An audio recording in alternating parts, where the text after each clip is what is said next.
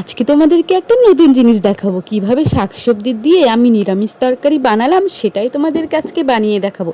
তো এখানে আমি প্রথমেই আমাদের গাছের বেগুন কিন্তু তুলে নিচ্ছি। এখানে আমাদের গাছে 2টা বেগুন আমি তুলে নিলাম। এরপরে কিন্তু এই বেগুনগুলো তোলা আমার হয়ে গেছে। এরপরে আমাদের গাছের যে লাউয়ের ডগাগুলো আছে সেখান থেকে কিন্তু আমি কেটে নিচ্ছি লাউয়ের ডগা।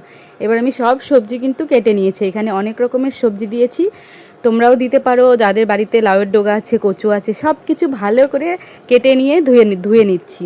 দেখতেই পাচ্ছ এইভাবে নিরামিষ তরকারি রান্না করলে যে কী ভালো লাগে খেতে। এরপরে কিন্তু আমি কড়াইতে সামান্য একটু তেল দিয়ে দিলাম। এটা কিন্তু কম তেলেই রান্না হয়।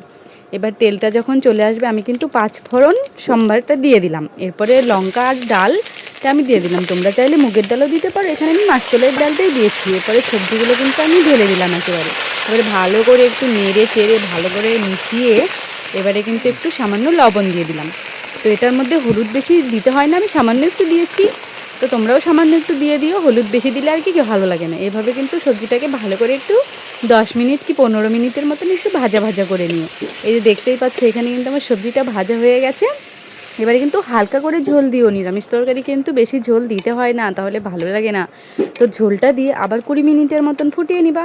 সামান্য একটু ঝোল দিবা। নিরামিষটা যখন ঘন ঘন হয়ে যাবে তখন একটু খুন্তি দিয়ে ভালো করে নেড়ে চেড়ে সবজিগুলো একটু ভেঙে দিবা। ভালো করে নেড়ে চেড়ে আরেকটুক্ষণ জাল করে 5 মিনিটের মতন তরকারি কিন্তু নামিয়ে নিবা। দেখতেই পাচ্ছ এখানে কিন্তু আমার নিরামিষ তরকারি রেডি। আমি পুরো ঘেমে গেছি, এত গরমে তোমাদের এত সুস্বাদু রেসিপি বানিয়ে বানিয়ে দেখাচ্ছি। তো আমার চ্যানেলটিকে কিন্তু অবশ্যই সাবস্ক্রাইব করো নতুন নতুন রান্না পেতে গেলে। তো ভিডিওটা কেমন লাগলো অবশ্যই একটা কমেন্টে বলো।